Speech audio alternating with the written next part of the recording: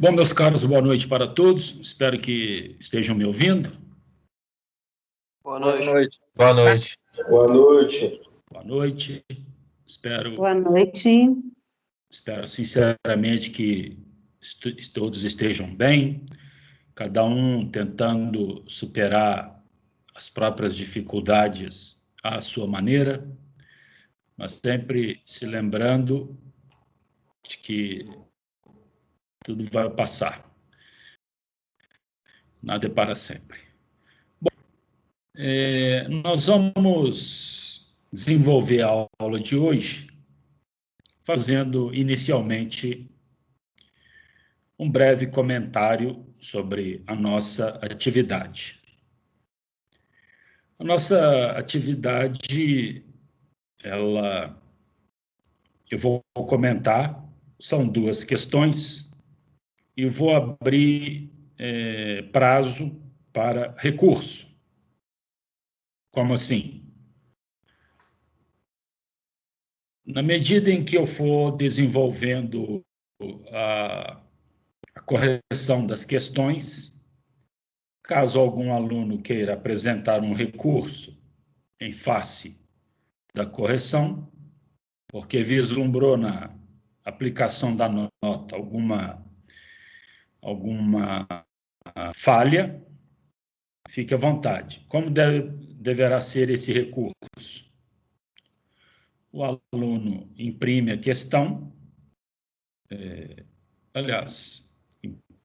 ele salva a questão, escreve, pesquisa, analisa os fundamentos da resposta dele.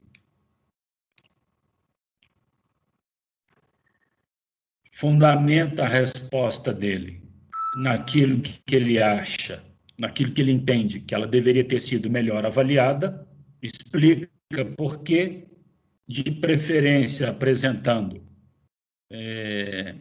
algum amparo doutrinário, ou mesmo algum trecho da minha fala, ou mesmo alguma pesquisa na internet, enfim. E traz para mim na próxima aula. Então, o prazo recursal começa hoje e vai até a próxima aula. Para quem quiser achar que deve apresentar algum argumento em função da correção.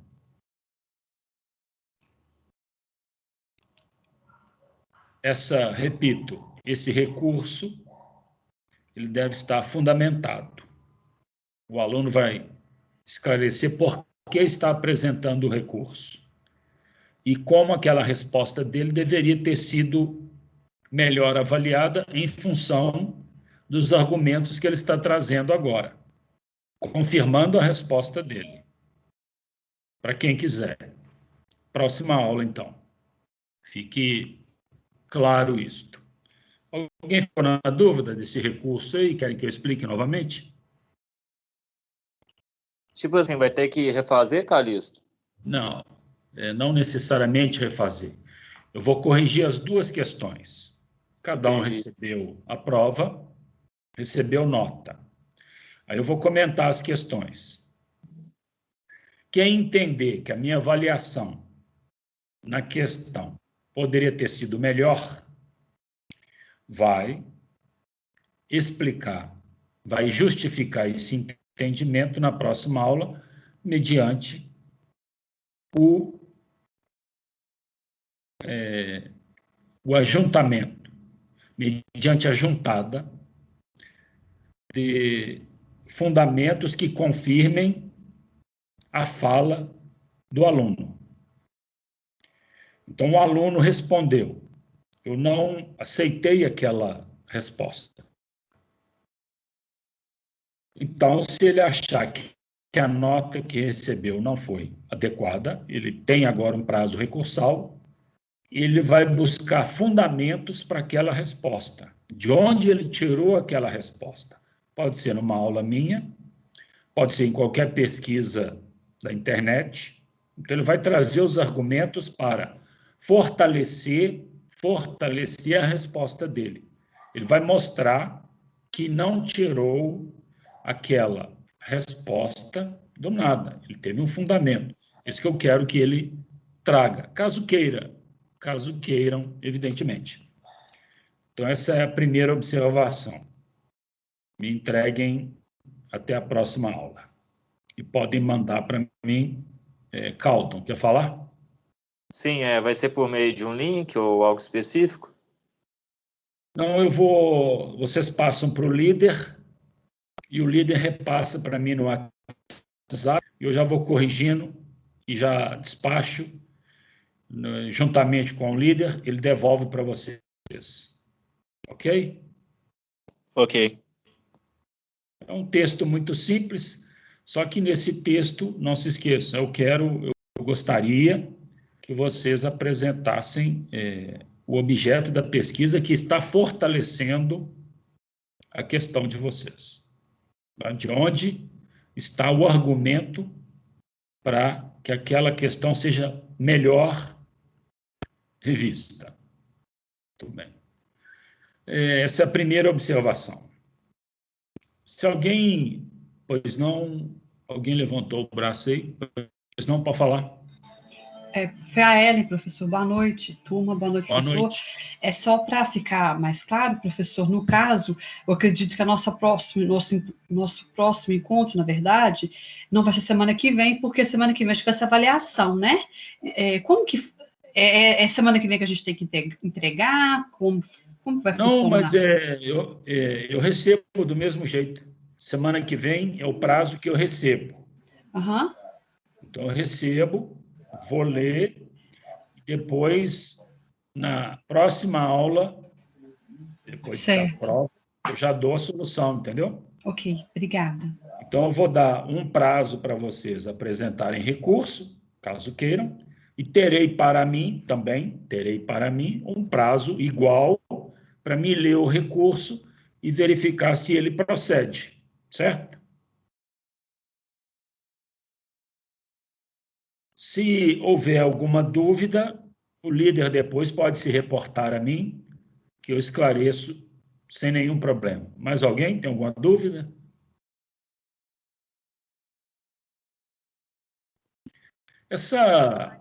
Eu tenho uma dúvida. Vamos ouvir a Michele primeiro, tá bom? E depois eu falo para o Calton. Michele, pode falar.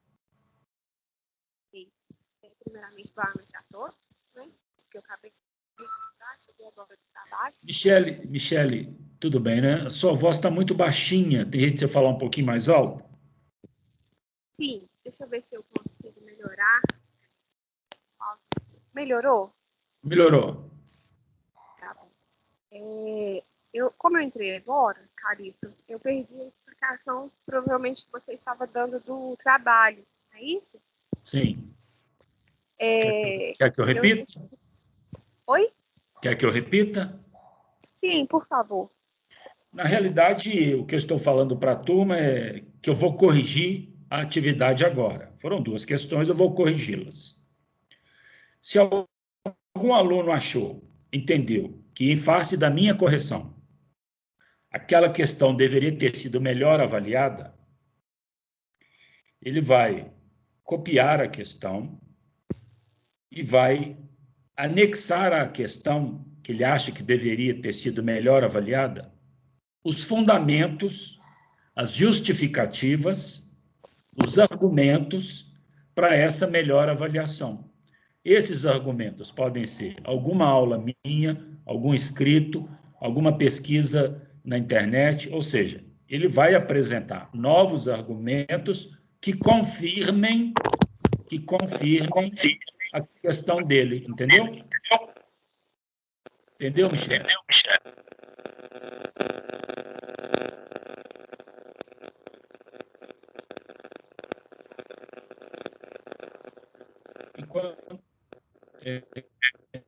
Enquanto a Michele se...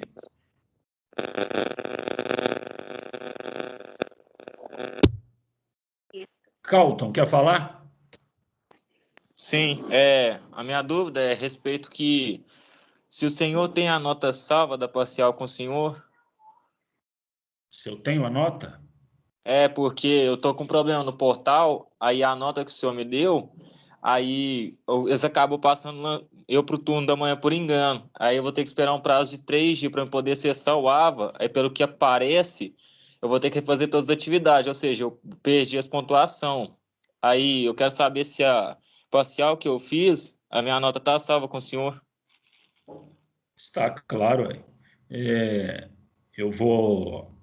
Quando a gente fizer o intervalo hoje, você me lembra que enquanto a gente sai para o intervalo, eu dou uma pesquisada e no retorno do intervalo eu te repasso. Ok, obrigado. Mais alguém tem alguma dúvida? Professor Calixto? Pois não? Disseram que a nota foi enviada por e-mail, mas eu não recebi e eu ainda não tenho acesso ao AVA. Mas seu nome tá na chamada? Isso eu não sei dizer, mas eu enviei, até confirmei o e-mail no formulário. Tá. Então, depois, na hora do intervalo, você me passa seu nome para me conferir, ok? Ok. Obrigada. Nada. Marcelo, por favor. Professor Calixto, boa noite, tudo bem? Boa noite. Eu estou chegando agora à minha primeira aula com o senhor. Minha matrícula foi efetivada na sexta-feira antes da semana de feriado. Então, eu tive acesso ao portal AVA. Estou meio perdido, não sei ainda como funciona muito bem. Hoje eu conversei na secretaria para entender. Então, busquei alguns documentos no portal das suas aulas. E agora estou percebendo que já teve alguma avaliação, né? Temos outra avaliação marcada, né? Não vou tomar o tempo da sua aula, claro, mas depois, se puder me orientar, por favor, sobre essas questões do intervalo, talvez. Não, já te oriento brevemente. Primeira coisa, você vai tirar essa semana para se ambientar com as aulas. Certo. Ok? Semana que vem é prova. Então, escute bem o que eu vou te falar. Se você se sentir seguro para fazer a prova, você faz. Se você não se sentir seguro, você não faz. Você faz segunda chamada. Não tem problema nenhum. Depois da prova, eu vou marcar uma atividade para você. Eu não quero marcar uma atividade agora, porque você precisa de um tempo para se ajustar, para se adaptar. Você não pode ir entrando numa sala de aula e recebendo uma tarefa sem mais sem menos, entendeu? Então, Okay. Eu quero que você se ajuste, eu quero que você fique adequado aos seus colegas, entenda, se ambiente, depois, com calma, faça as tarefas, entendeu? Entendido. Com relação à prova, você vai ver que as nossas aulas estão gravadas. As provas são com consultas a essas aulas. Você dá uma conferida nas aulas, lá no canal Crepúsculo da Lei. Tem a data das aulas, só você conferir. Se você se sentir seguro, você prova. Se não, você deixa para fazer na segunda chamada. Mas depois das provas, eu vou marcar uma atividade para você, tá bom? Tá bom, combinado. Obrigado. Gabriel. Boa noite a todos. A minha questão também é igual a do Marcelo.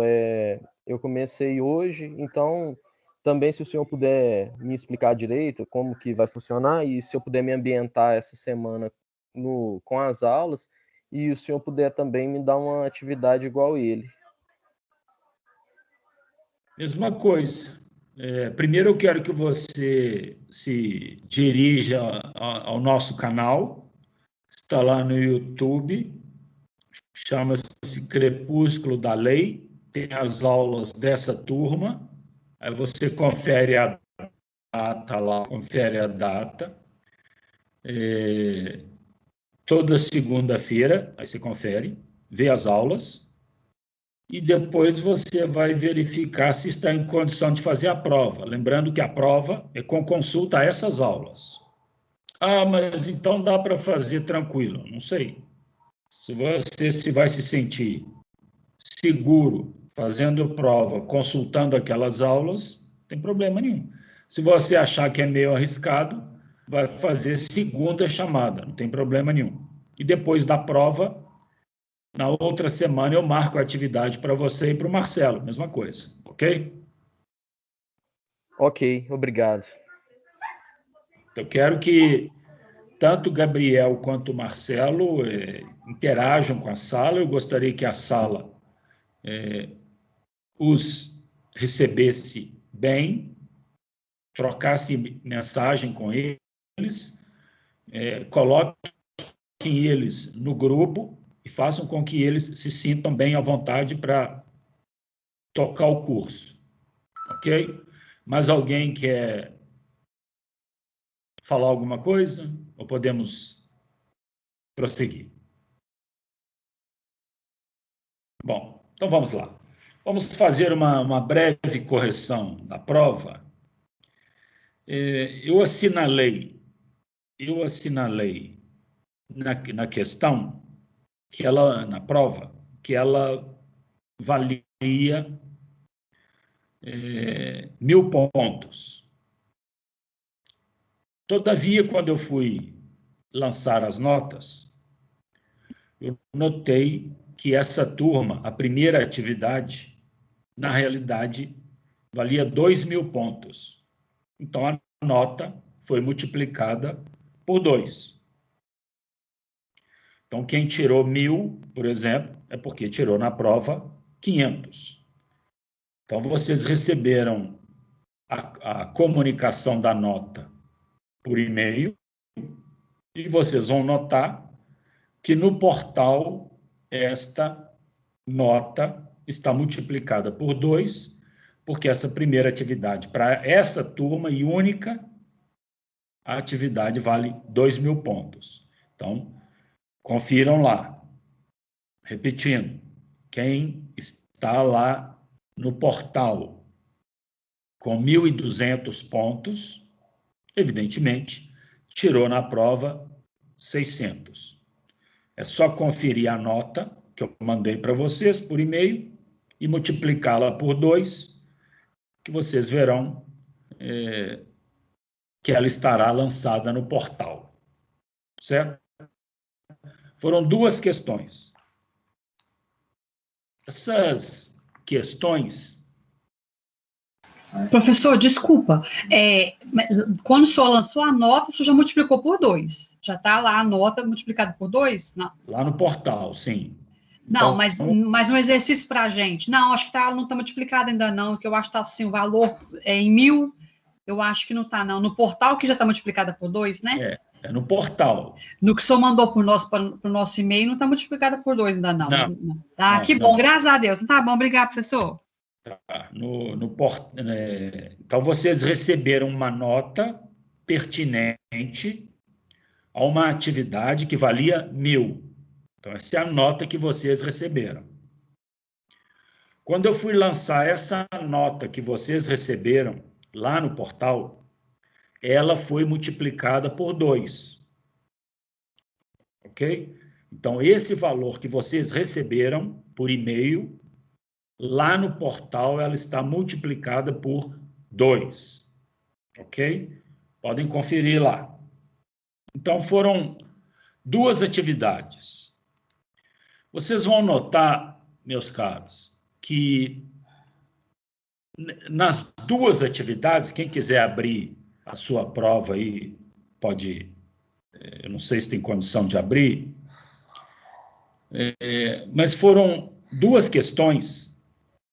A primeira envolveu uma reflexão sobre uma aula nossa da Paz de Westfália comparada com a revolta de Bacon, que foram momentos históricos do direito quase que contemporâneos.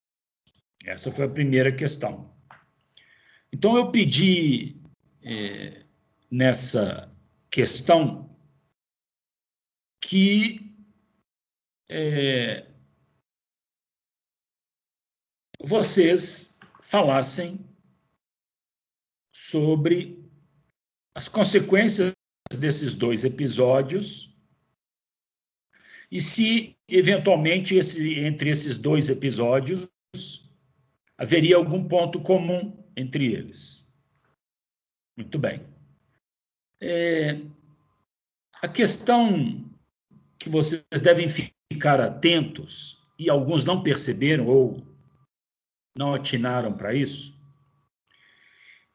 mas eu avisei antes da prova, nós tivemos um encontro antes, no dia da prova eu estava no ambiente da aula, e alguns vieram aqui, eu conversei com eles, é que eu peço 10 linhas, no mínimo.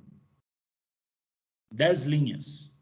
Eu pedi 10 linhas em todas as duas questões. Por quê? Porque nós nos conhecemos em sala de aula muito pouco. Então, não tem como verificar a participação efetiva de cada um. Significa, então, que nesse espaço de 10 linhas, dá para, minimamente, observar como o aluno pensa, como ele desenvolve as reflexões dele, como ele monta um raciocínio. Então, por isso que é 10 linhas. Alguns não obedeceram a esse limite. Isso comprometeu a nota. Então, quem for apresentar recurso por conta da não observância das 10 linhas, é um recurso parecido com quem perdeu o prazo. Ou seja, como que você vai argumentar? Eu peço 10 linhas, o aluno escreve 6, escreve 5 linhas, e ainda, nas duas questões, não escreve. Então, evidentemente que isso comprometeu a nota de muitos, não, de alguns colegas aí. A maioria desenvolveu bem no espaço, não é? Mas alguns, infelizmente, não obedeceram a esse critério. Então, eu solicito que, na prova, isso seja obedecido. E já esclareço. É um procedimento praticamente padrão nas nossas atividades. Poucas questões, 2, 3 no máximo, e cada uma, mínimo, 10 linhas, que quando você começa a escrever, que você embala no pensamento, você vai notar que é muito pouco. Ok? Tiffany. Boa noite, Carlos. Tudo bem? Tudo bem? Deixa eu te informar. Eu estava com meu notebook estragado, então eu tive que fazer a atividade pelo celular. E quando eu fui olhar quantas linhas deu, tinha até passado de 10. Então, eu não sei se por visualizar no notebook, acaba diminuindo a quantidade de linhas do que do celular, entendeu? Aí tem como você informar quem, assim, pode ser pelo próprio e-mail da pessoa, para às vezes a pessoa não ficar tão envergonhada. Quais pessoas que perderam nota por causa da quantidade de linhas?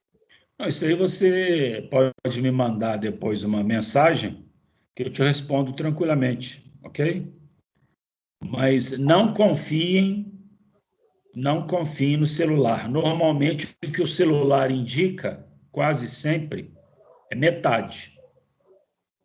Quando o celular está indicando que você escreveu 10 linhas, na realidade, aquilo ali não passa de 6 linhas quando passa para a folha, entendeu? Não confiem no número de linhas do celular, certo? Mas eu posso conferir para você também, ok? Tá bom, obrigada. De nada. Michele.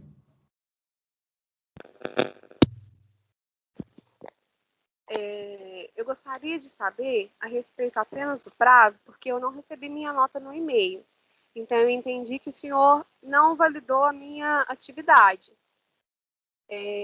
Relativo ao prazo, na semana que nós fomos informados que estaríamos, entre aspas, né, de folga da faculdade, foi anunciado para nós de última hora que teria essa atividade. Tanto que muitos não puderam acompanhar o senhor aquele dia que o senhor esclareceu sobre a atividade.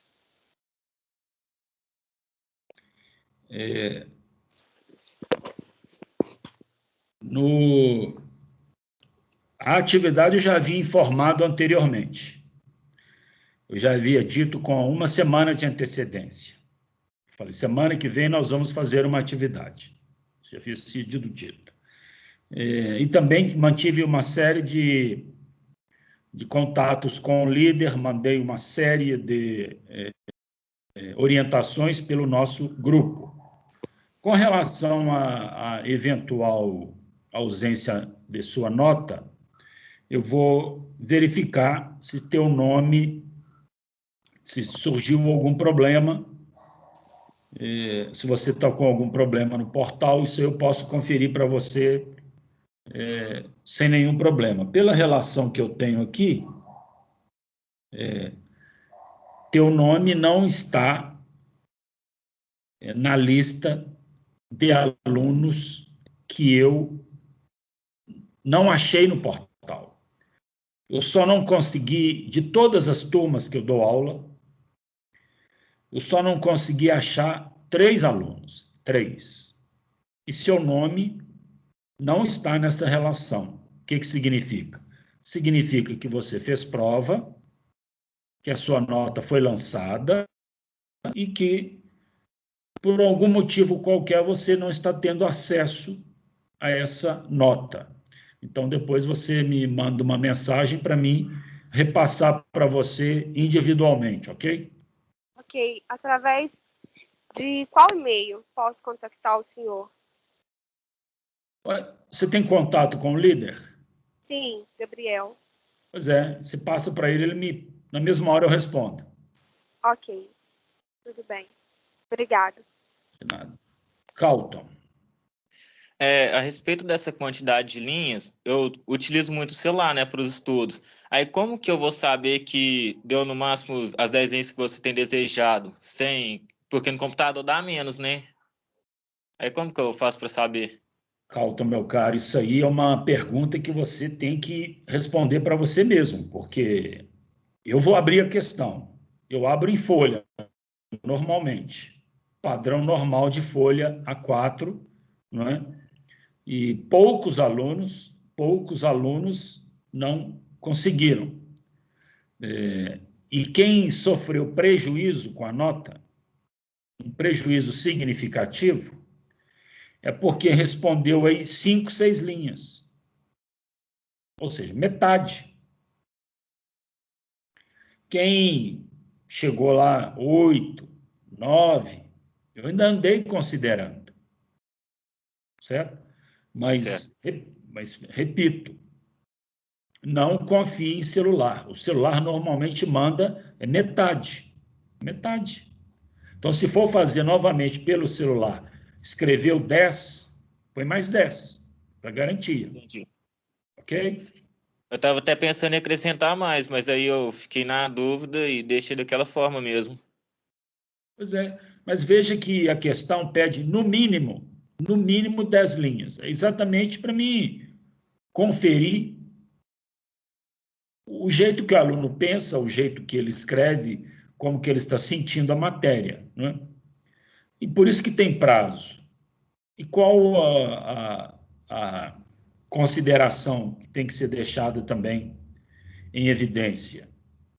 Que são provas praticamente com consulta. Em todas as questões eu deixo os vídeos da aula pertinente. É consultar. Então, o aluno teve um prazo de praticamente 48 horas para fazer essa consulta. Então, dentro dessa consulta, dentro do material, dentro do tempo e dentro da capacidade que vocês têm, é óbvio, desenvolver uma resposta ali em 10 linhas então, ainda que alguns tenham tido essa dificuldade, eu tenho certeza que na próxima a maioria vai se dar muito melhor, vai fechar a questão, porque tem prazo, tem material de consulta, que são as nossas aulas. Nada do que foi pedido fugiu das nossas reflexões. Então, não haverá problema algum. Já não teve nenhum problema. Pouquíssimos tiveram esse percalço. Mas a maioria tirou nota mais que suficiente. Ok? Ok. Bom, então, meus caros, essa questão da paz de Westfália, ela é importante, porque ela estabelece a estruturação do Estado moderno, o afastamento da igreja e a capacidade dos estados de dialogarem entre si, mas que é fruto, como sempre, de um grande período de violência. Não é fácil encontrar dentro da história nenhum direito que tenha sido conquistado pela violência, pela revolução. A história, muito embora os manuais não deixem entender isso claramente, mas alguns alunos já perceberam isso e responderam desta forma, ao longo da história, todo nascimento de um direito, seja num espaço micro, entre 2 ou 3 indivíduos, seja no espaço macro, entre estados, todo nascimento do direito é um parto violento. Quando as coisas estão fluindo normalmente dentro de uma ordem, isso chama-se normatividade. Normatividade. A ordem fluindo.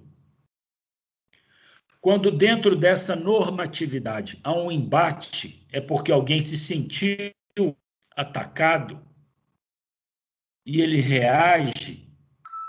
Essa dialética dentro da estrutura social é que é o direito. Direito é embate.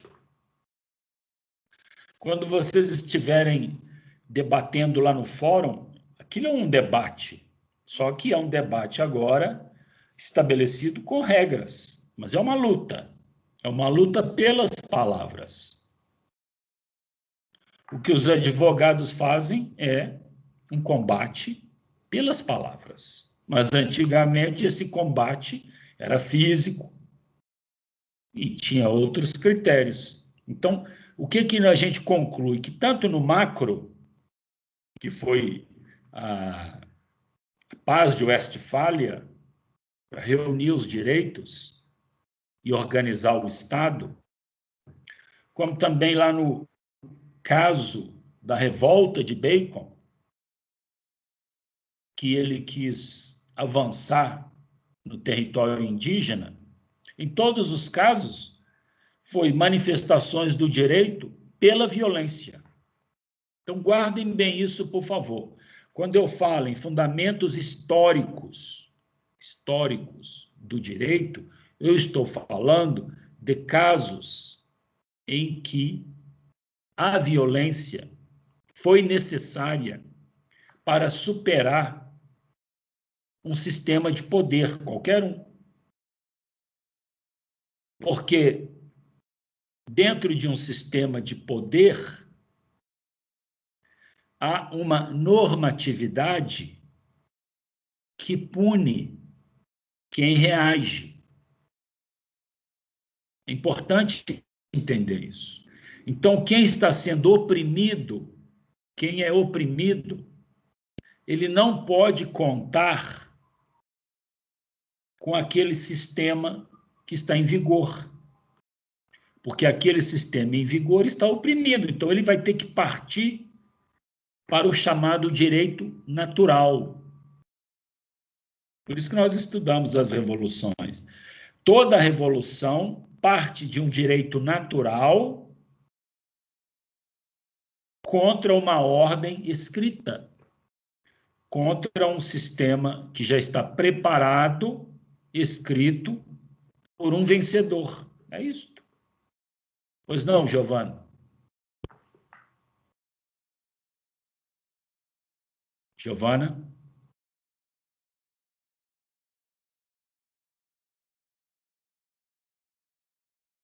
Muito bem. Quando nós verificamos dentro da história um sistema de opressão, é porque os oprimidos não tiveram condições de lutar pelo direito. É que von Ehring bem explica no livro, vocês podem baixar pela internet, a luta pelo direito. Enquanto as regras estão sendo acatadas, tudo está fluindo dentro da normatividade, o direito está sossegado. Não há embate. O que existe é normatividade, é a norma regulando.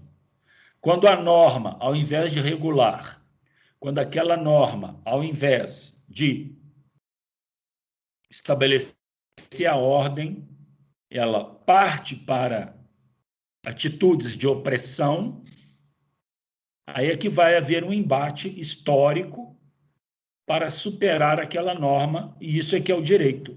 Pois não? Quem quer falar? Tiffany. Calixto, tem alguns alunos falando na sala que não estão conseguindo entrar na aula.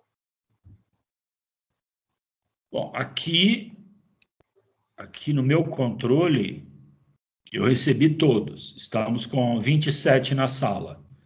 Vocês, por favor, passem para eles, repassem o link, mas aqui não tem ninguém pedindo para entrar, ok?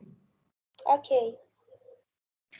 E lembrando os dois colegas que chegaram aí, que as nossas aulas são gravadas, e eu coloco a data, então é só conferir lá. Tudo isso que a gente está conversando aqui está sendo gravado e vocês podem conferir lá se alguém se perdeu em algum detalhe aí. Então, essa é a primeira questão. Todo mundo falou, explicou o que era a Paz de Westfália, que ela colocou fim a um período violento da igreja, um período de opressão, e estabeleceu critérios para o Estado moderno. Aí veio as razões de Estado, nós vimos isso, né? Cria-se as razões de Estado com um afastamento do poder religioso. Então, há um poder político agindo. Em dado momento, isso aqui abrindo um parêntese, em dado momento, esse soberano, que vai exercer o direito, ele agora tem o poder do Estado do lado dele, mas ele mantém esse poder religioso. Ele continua se posicionando ali, se mantendo ali como herdeiro divino. Quase que, só para ter... foi o discurso, por exemplo, de Moisés. Como Moisés se colocou como soberano? Deus me colocou aqui. Então, esse discurso foi avançando, entrou séculos e séculos na história, e com a Paz de Westfália, esse discurso agora está ombreado, ladeado, com uma justificativa política também. E quem quiser pesquisar um pouco mais, tem um livro aqui, Os Dois Corpos do Rei, Kantorowicz. Se quiser, eu passo para vocês depois, que explica isso. que o Estado moderno agora ele está partindo para uma estrutura política para se justificar, mas ele ainda está atrelado a um discurso religioso, ou seja, a separação ainda não se deu por completo. A separação vai se dar por completo, cada um para o seu lado, é na Revolução Francesa, que nós vamos discutir hoje. Mas até a Revolução Francesa, essa questão de um poder religioso mandando e agora sofrendo também interferência de um poder político, ela se manteve durante bom tempo. Até hoje, quando a gente vai discutir direito, a gente sente que há uma questão jurídica, política, mas também a gente sente que há algo de místico. Há algo do divino ainda que insiste em fazer lembrar as togas como que batinas fossem. Há algo de divino no julgador que nós ainda não conseguimos expurgar de vez. E para piorar, boa parte dos julgadores, boa parte dos juízes, realmente ainda se sentem como que pequenos deuses e se posicionam como tal. Até hoje. Ok? Alguém quer falar alguma coisa ou podemos prosseguir? Sim, eu gostaria de falar, professor. Pois não? Eu coloquei o meu ponto de vista, né? O que a Paz de Westfália teve em comum com Bacon, mas eu gostaria de ouvir a colocação do senhor. Mas foi exatamente isso que eu estava fazendo. Eu vou repetir em curtas palavras. A questão é a seguinte, eu vou repetir a questão. Considerando-se as aulas abaixo, então eu coloquei os vídeos, pode-se verificar que a Paz de Westfália e a Revolta de Bacon foram acontecimentos praticamente contemporâneos. Praticamente, só que um lá na Alemanha, reunindo estados que estavam em formação, depois de diversos embates, estados estavam agora se formando, enquanto que lá na Revolta de Bacon, depois de um embate específico, que envolveu a tentativa de avançar em terras indígenas, também houve um embate e o direito foi aplicado. No caso de Bacon, pessoas foram mortas, foram julgadas, condenadas e executadas.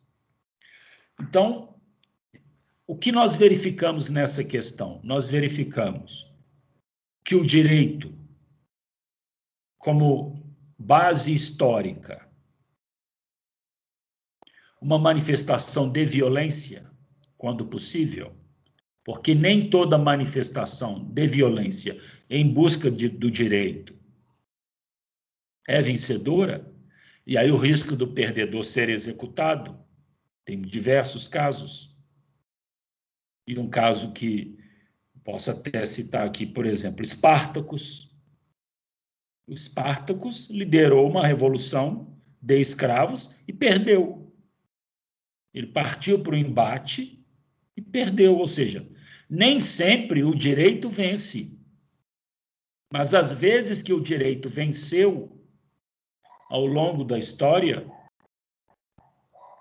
posto que ele tentou se sobrepor a um sistema de opressão, foi através da violência.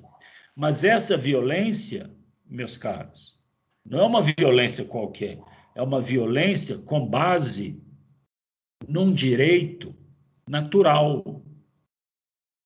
É aquele direito que todo homem sustenta quando vê as suas garantias serem suprimidas.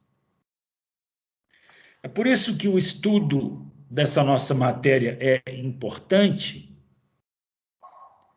porque nós vamos verificar que até hoje pessoas passam por toda uma vida sem perceber que ela é alvo, que ela é objeto de um sistema de opressão. Então, ela não tem percepção jurídica histórica e ela se contenta com a normatividade que o poder determina. Algumas pessoas com um senso jurídico mais forte percebem que estão dentro de um sistema de opressão. Então, alguns tentam quebrar esse sistema de opressão, e aí vem uma luta entre o direito natural contra aquele direito positivado, aquele direito posto naquela lei que mantém um sistema de opressão. E isso funciona ao longo da história, desde o macro, Estado contra Estado, até o micro, indivíduo contra indivíduo. Então, quando eu olho o direito dentro do micro, aquela história singular, na realidade, aquela essência de um embate no micro-universo é a mesma essência de um embate no macro-universo. Quando dois estados estão num embate qualquer, é como se fossem dois gigantes, duas pessoas. E como quando duas pessoas estão no embate, é como se fossem dois micro-estados, porque a essência é a mesma, entendeu? Sim, agora compreendi. Obrigada. Então, eu gostaria, mas isso, meus caros, para perceber isto, tinha que assistir às duas aulas, aquelas aulas que eu passei, de novo, para tirar da aula essa reflexão.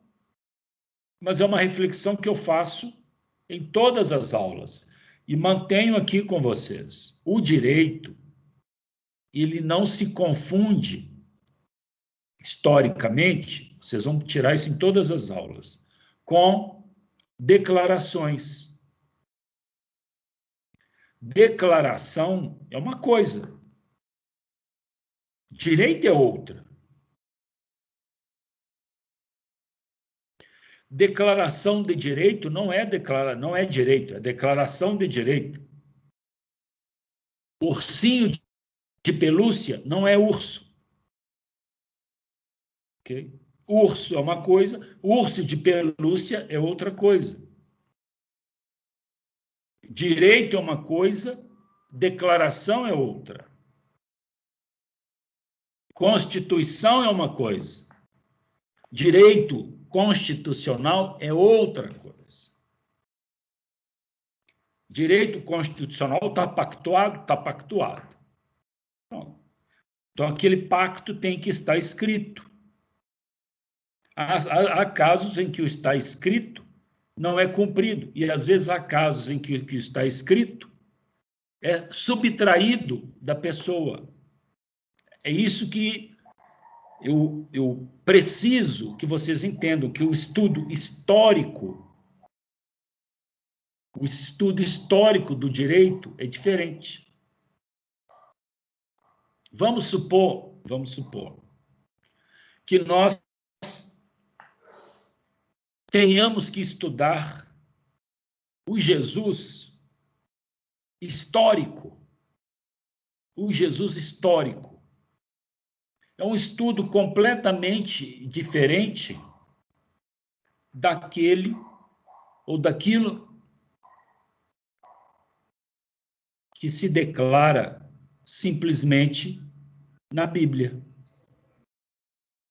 Ou seja, a história, ela é muito mais rica, complexa, dura do que se imagina, e às vezes não cabe em pequenas narrativas de meio parágrafo em livros de história, entendeu?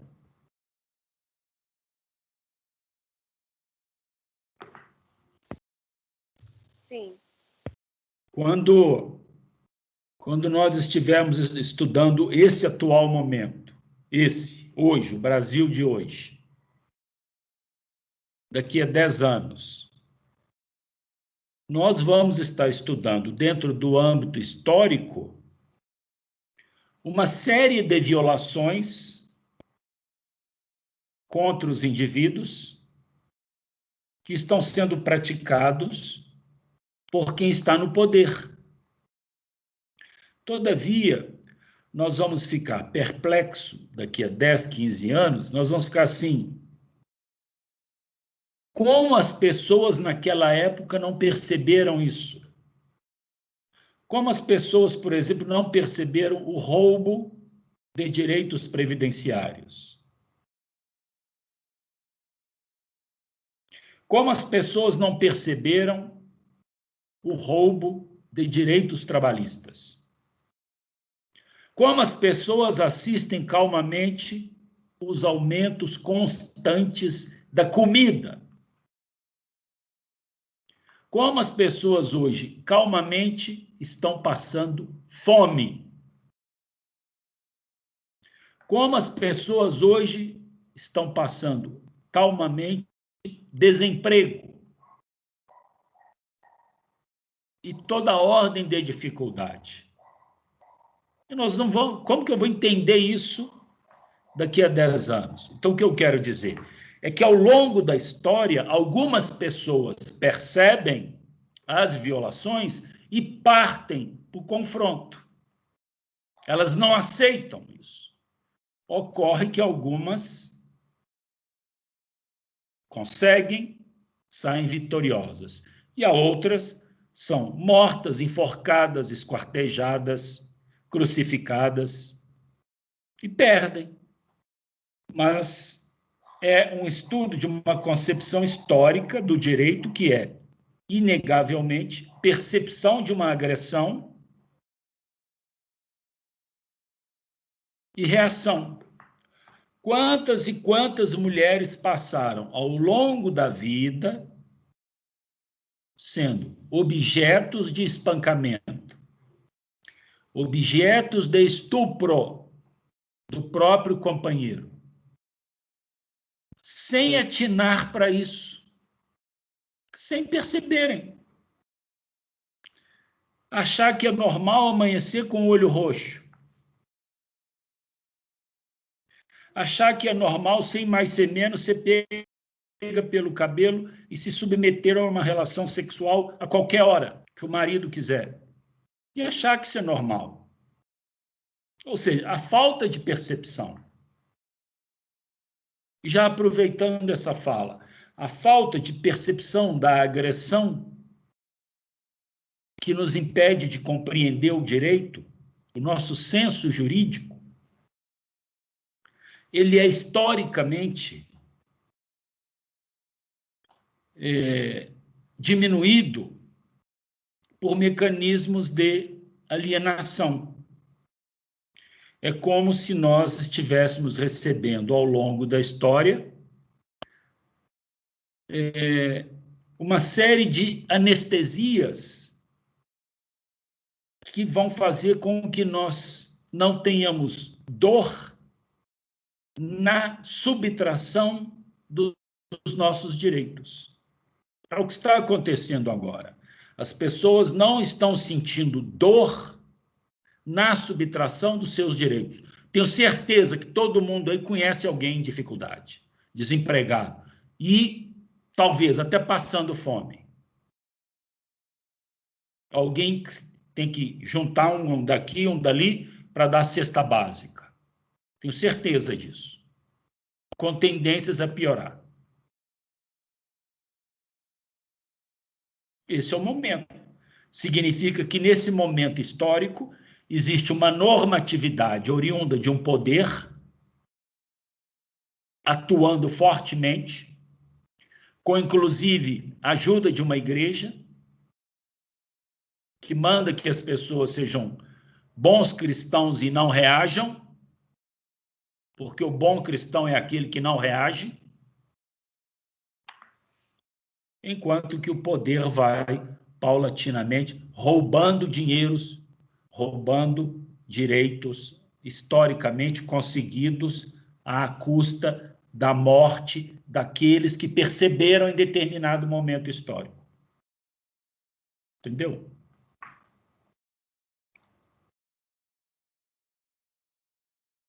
Podemos prosseguir? Prossiga. Sim. Sim. Então, vamos lá. Então, quem respondeu minimamente desta forma, e a maioria conseguiu vislumbrar isso, claro que alguns com suas palavras e tal, mas percebeu que o direito, em última análise, é uma luta. É uma luta que se trava no campo histórico contra um sistema de opressão, mas o sujeito histórico tem capacidade de perceber isso. Senão ele passa uma vida toda sendo oprimido e achando bonito aquilo. Na segunda questão, eu passei para vocês um caso de campos de concentração no Brasil, não é? Que inclusive está no livro O 15, que é de 1915, de Raquel de Queiroz, que vai ser objeto do nosso encontro, do próximo encontro ao sábado, que a gente faz.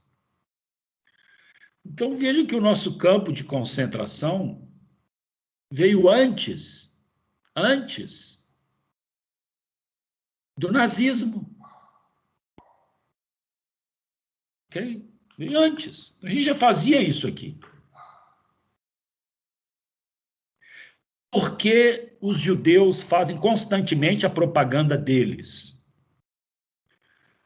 Porque todas as vezes que você entra numa banca de revista, está lá a foto de Hitler. E você não vê de outros ditadores.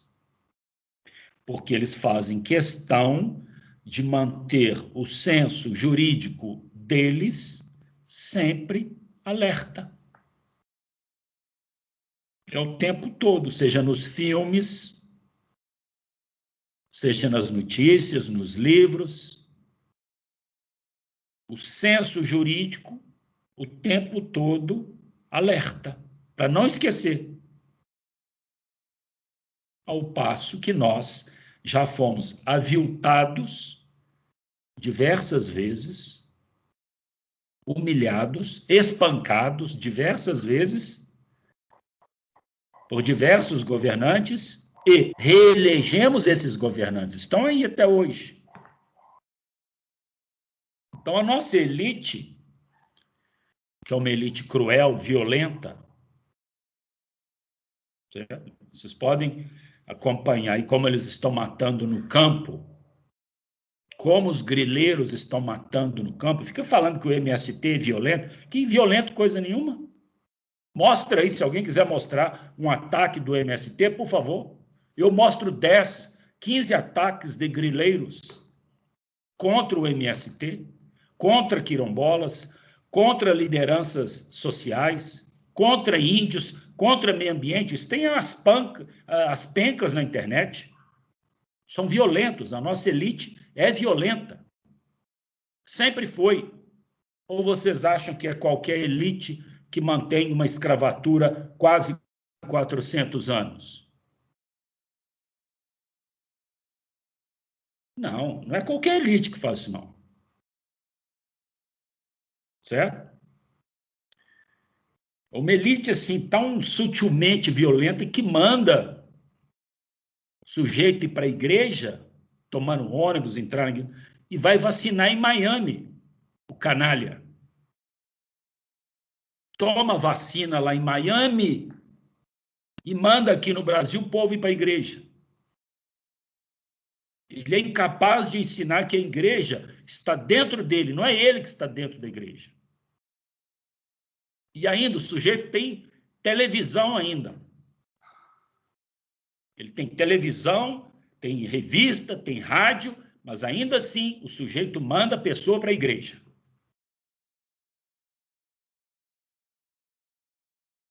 Ok? Porque ele já tomou a vacina dele lá em Miami, canalha. E toda essa elite que está comprando vacina e na hora de falar se apresenta como negacionista. É um negacionista que fura fila, o canalha. Então, isso não é de hoje. Coloquei para vocês esse vídeo e perguntei a vocês se a nossa elite está preocupada com as nossas garantias. Ora, isso aí todo mundo acertou isso aí. Quando que a nossa elite está preocupada com as garantias das pessoas? Quando? Quando o Estado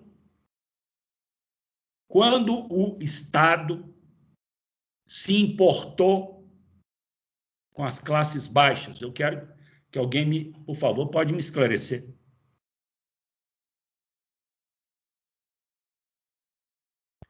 Nunca.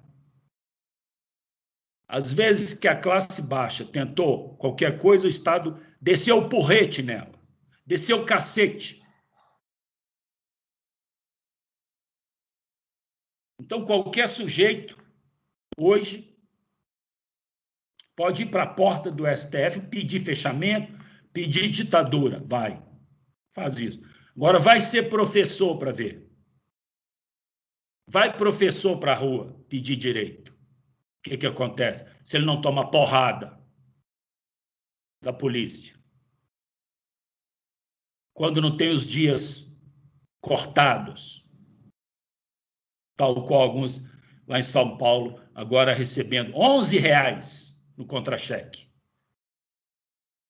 Professor, agora se for vagabundo, pedir ditadura, que ele nem sabe o que é isso, infeliz, pedir ditadura para os outros, a polícia não chega nem perto. Deixa ele gritando lá, esperneando, com aquela merda da camisa da seleção brasileira falsificada.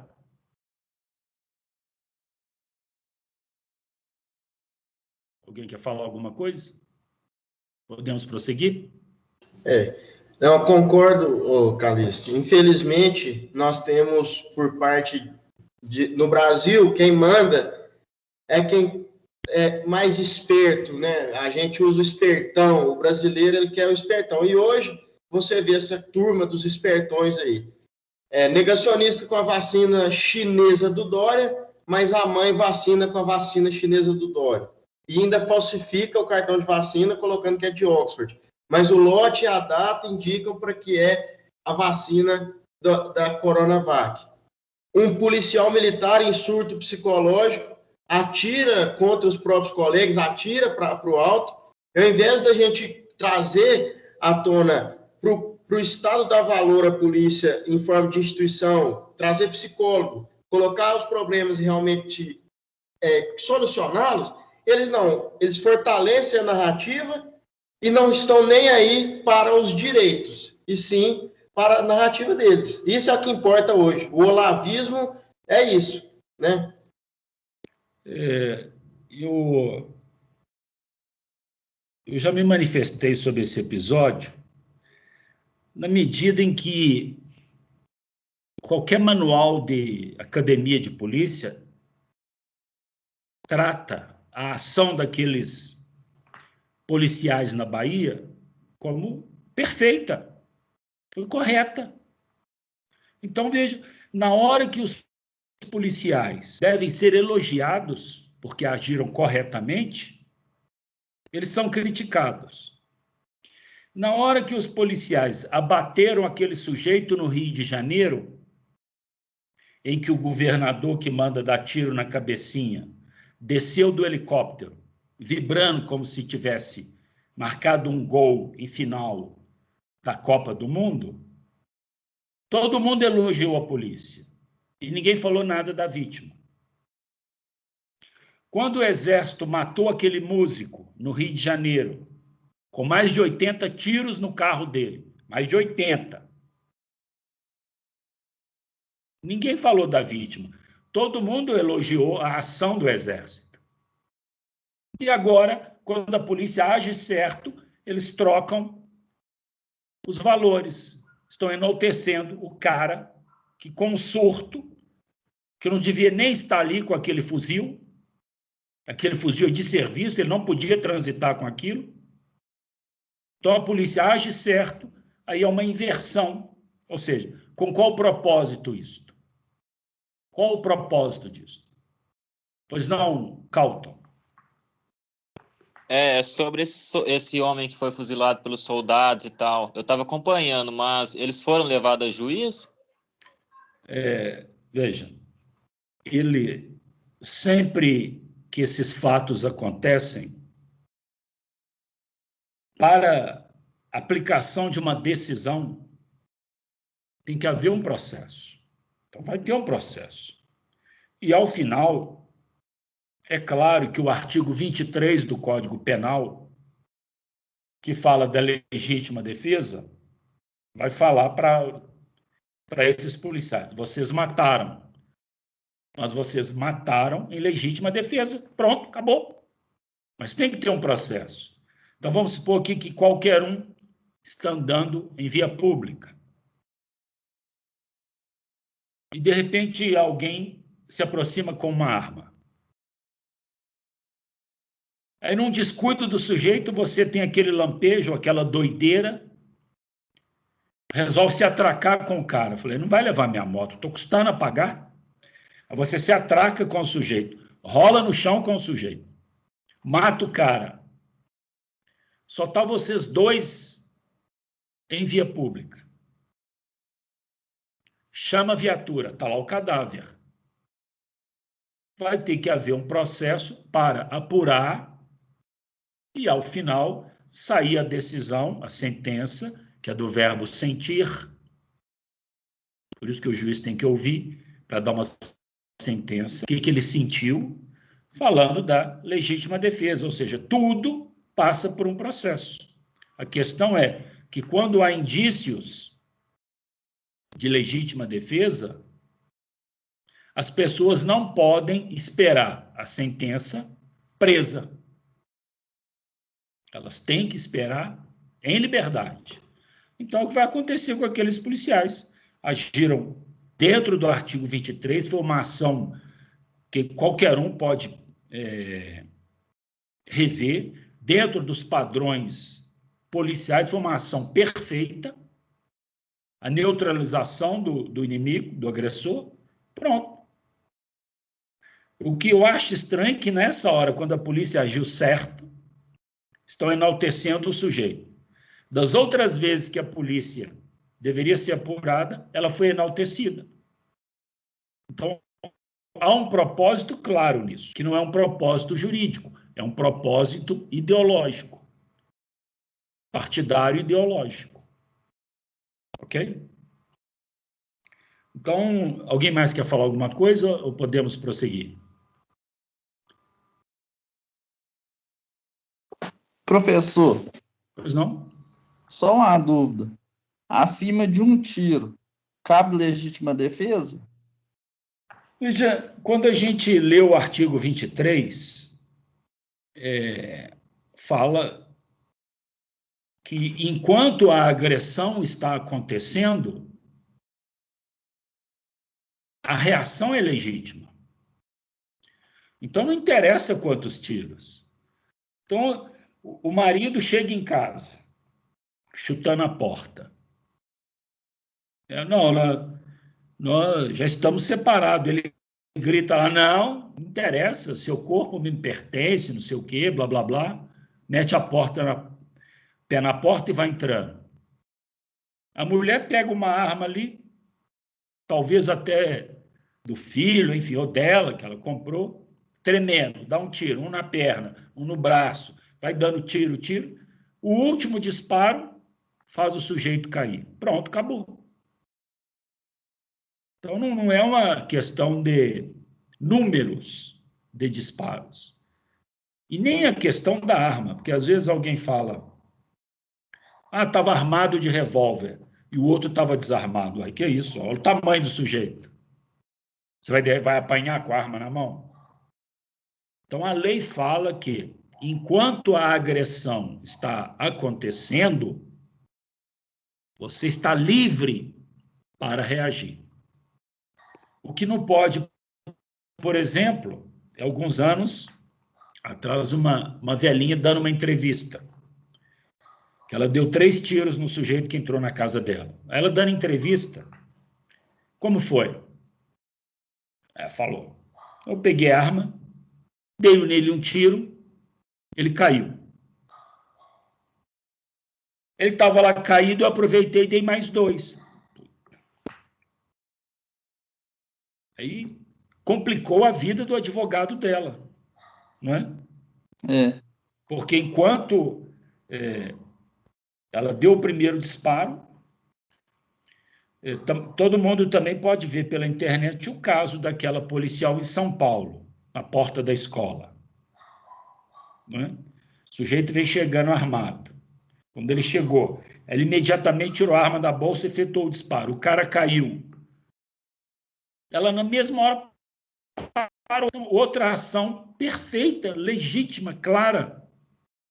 Ela ainda se deu o trabalho de dar um chute na arma dele para afastar,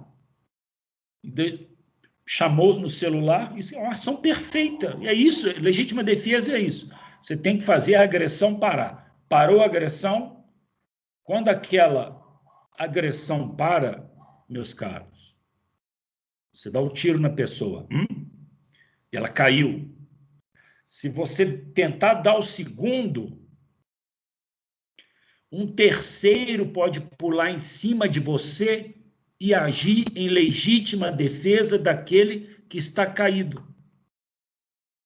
Ou seja, virou 2 ações agora. Você está justificado pela primeira ação quando você deu o primeiro tiro. Legítima defesa. Quando você vai dar o segundo com o cara lá completamente apagado, se alguém pula e te toma a arma, você vai responder por tentativa de homicídio no segundo caso. Vejam vocês. Tudo assim muito rápido. Ok? Calton. Eu estava vendo um caso também, antigo, estava falando sobre um criminoso que invadiu a casa de um senhor para roubar. Aí, no caso, o senhor defendeu a sua casa atirando contra o criminoso, em legítima defesa. Isso tá certo, não tá? Veja. Em tese, sim. Mas vamos supor que o sujeito entrou na casa, ok? Sim. Aí, você pegou uma arma. O autor viu que você está armado. Ele sai correndo pelo terreiro, pula o muro. Quando ele está jogando o pé para ir para a rua, você dá nele um tiro nas costas. Você vai ter muita dificuldade em alegar legítima defesa. Onde está a defesa? Se o cara já estava correndo. Entendeu? Mas a respeito, assim, o criminoso ele foi atingido, baleado, levado para o hospital. Ocorreu um julgamento e o senhor de idade acabou sendo condenado, né? Teve que pagar uma multa para o criminoso e acabou se suicidando. Estava certo? Não, veja, eu não sei como foi o caso, cara. Não sei como foi esse caso. Não sei se é o caso de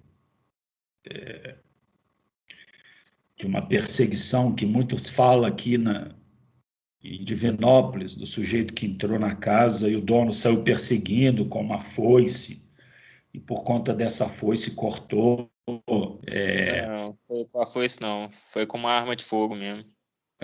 Pois é. Quando quando alguém está perseguindo o outro, é difícil sustentar uma tese, fica difícil para o advogado sustentar uma tese de legítima defesa. O juiz vai perguntar, escuta, doutor, como o seu cliente está se defendendo de alguém que está correndo?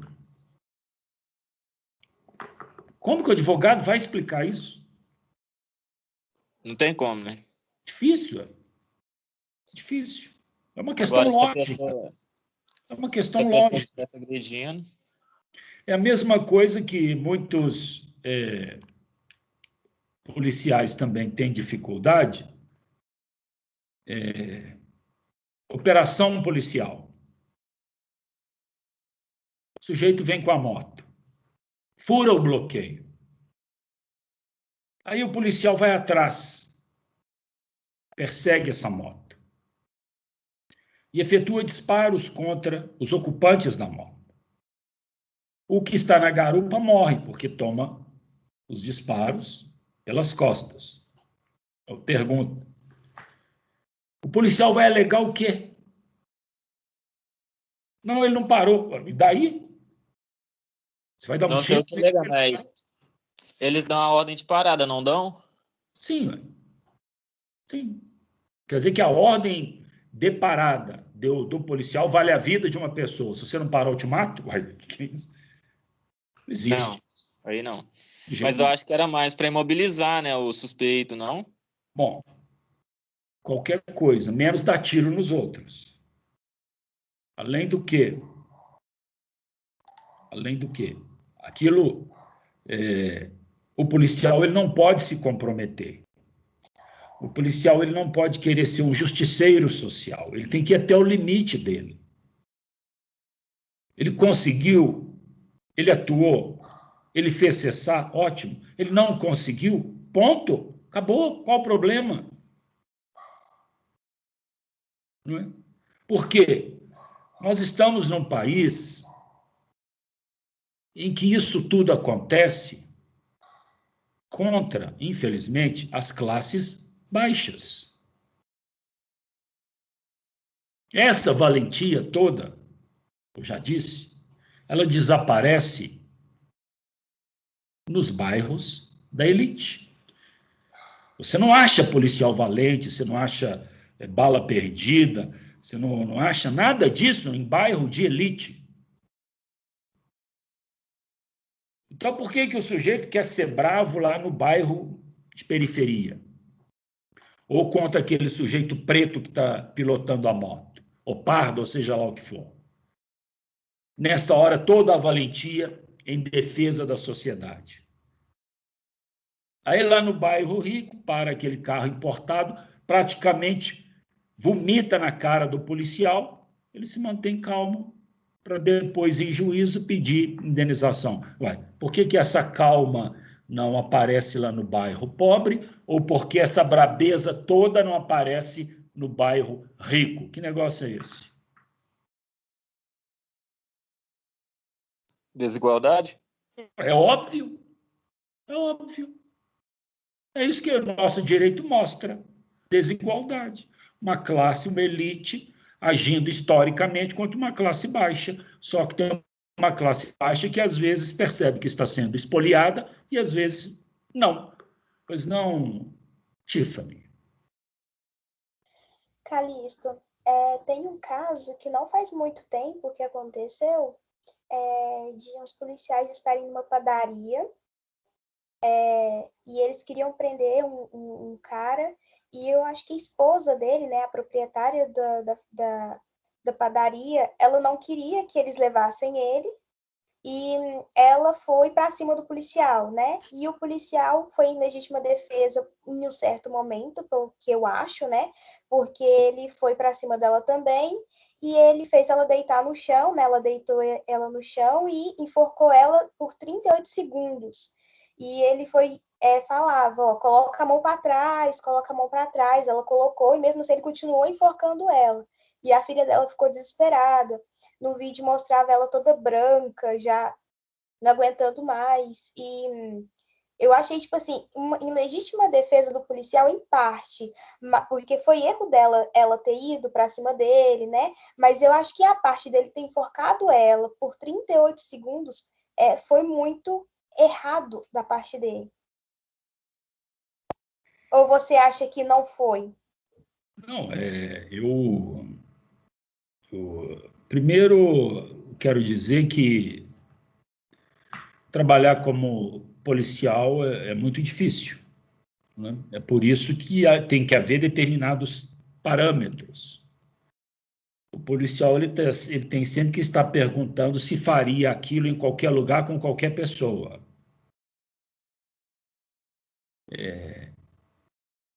Nesse contexto aí, nós, pela simples narrativa, um policial treinado, acompanhado de uma guarnição, fardado, municiado, ajoelhar em cima de uma mulher, todo respeito,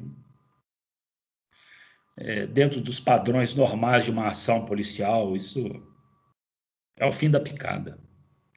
Isso nenhum ordenamento jurídico que protege a dignidade das pessoas aceita.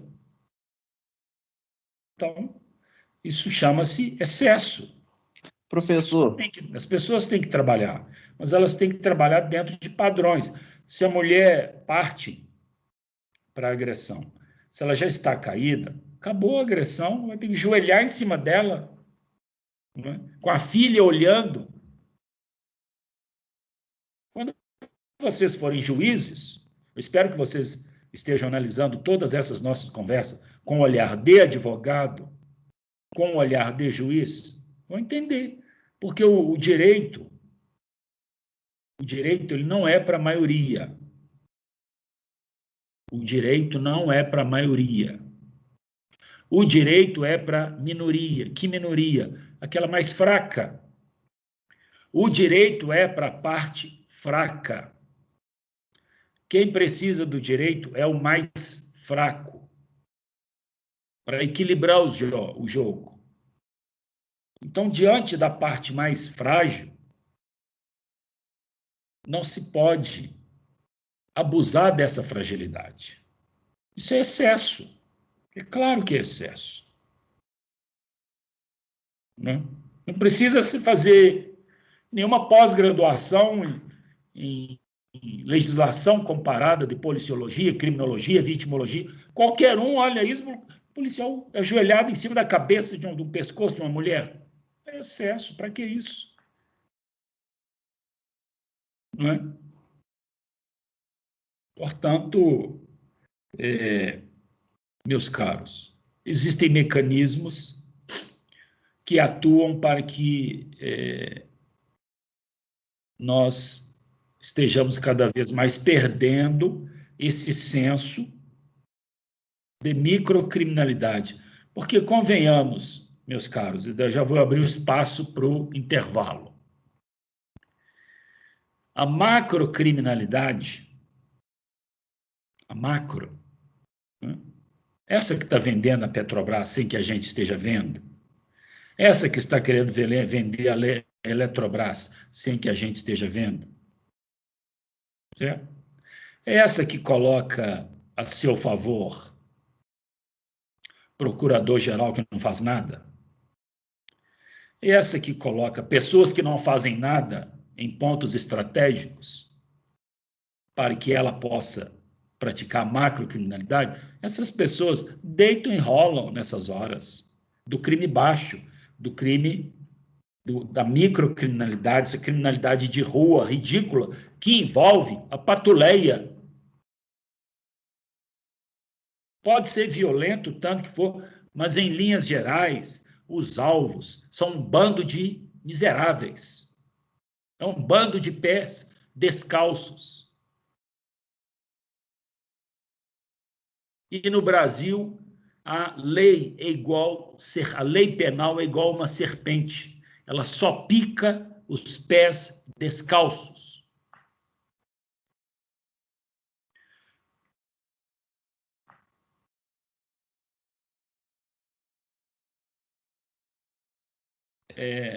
enquanto tudo isso acontece, meus caros, nós temos que nos sujeitar a uma pessoa dentro do Congresso, envolvida na morte do marido, envolvida em sexo grupal com a família.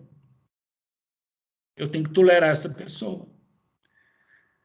A polícia não entra lá e vai arrastá-la pelo cabelo, vai. A polícia vai ajoelhar no pescoço dessa mulher? Não vai. A pergunta é, a polícia, ela vai ajoelhar na cabeça de todo mundo?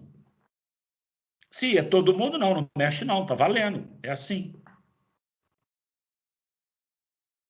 Agora, se ela ajoelha na cabeça de alguns e quando envolve outro, ela baixa a cabeça e o outro só falta defecar na cabeça dele, é isso que não pode. Isso que eu tenho que falar para vocês. O policial é bravo? Tá bom. Todo lugar? Todo lugar ele é bravo? Ele faz isso em todo lugar ou só na periferia? Essa é a questão. Se ele responde, não, eu sou assim em todo lugar, então tá bom, mais cedo ou mais tarde você vai achar o seu. Agora, se ele faz isso ou ela faz isso só contra vulneráveis, aí já é outra conversa, né? Já é outra conversa. A lei pode ser uma merda, meus caros. A lei pode ser uma porcaria. Vai aplicar em todo mundo? Então deixa. Porque quando uma lei é uma porcaria, mas ela é aplicada contra todos, mais cedo ou mais tarde ela é revogada. O problema é que a lei porcaria, ela continua em vigência, porque no Brasil ela é aplicada só em detrimento de alguns. Só. Em detrimento de alguns. E os outros não. Certo? Em algumas casas, você pode achar 70 fuzis. 70 fuzis. Vai lá, apreende. Em outras, se achar uma garrucha velha enferrujada, o cara vai sair lá de dentro arrastado. Pela rua fora. Certo? Calixto, eu esqueci de falar, além dele ter enforcado ela, ele tacou um spray, sabe, nela, no rosto dela todo, assim. Mas ela já estava, assim, já sem respirar por um bom tempo, e ele ainda jogou um spray nela. Eu já dei meu parecer, parece que dentro do artigo 23 do Código Penal, que fala das excludentes da ilicitude ou das excludentes de antijuridicidade, que dão permissividade, que tornam permissivos os tipos penais, parece que houve excesso ali. Mas isso vocês vão discutir em direito penal. Antes de sairmos para o intervalo, Michele.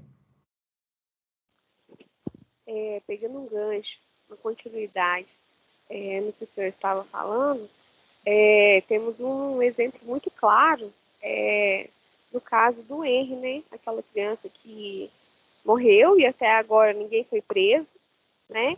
E só estavam presentes no apartamento, não sei se o senhor tem acompanhado o caso, a mãe e o padrasto. No entanto, o padrasto, por fazer parte da elite política do nosso país, até o presente momento, ele é simplesmente um suspeito. E a mãe nem suspeita oficialmente, ela ainda não é. Foi muito bom a Michele ter mencionado isso pelo seguinte.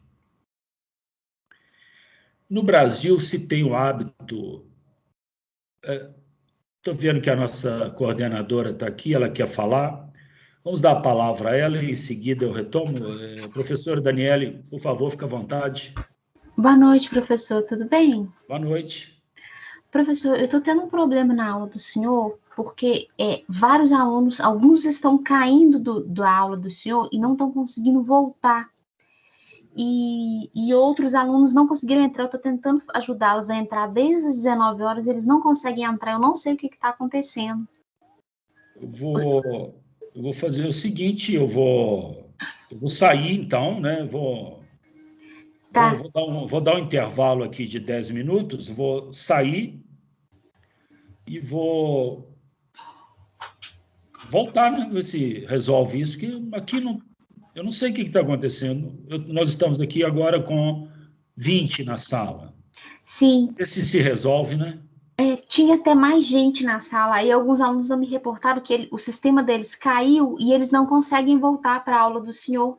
E tem outros que estão tentando entrar e não conseguem. Eu não sei se o Teams está com algum erro. Aí eu queria ver se o senhor fizesse um intervalo para mim, para encerrar a reunião, voltar de novo, para ver se o pessoal consegue entrar. Vamos fazer isso, mas desde já, professora, a senhora esclareça a eles que a aula é toda gravada, ela está toda lá no Crepúsculo, viu? Eles não vão perder nada. Tá, pode deixar, professor. Aviso sim. Então, pessoal, vamos dar uma saída, fazer um intervalo. Eu vou sair depois, daqui a 15 minutos, 8h30, 15 para as 9, retomamos, ok? Ô, Calixto. Pois não. Todos nós temos que sair ou só você que vai sair e vai voltar? Todos nós. Eu vou desligar o sistema, eu vou sair, vocês podem ficar aí, porque depois entra novamente. Eu vou desligar o sistema e depois retorno, ok? Ok.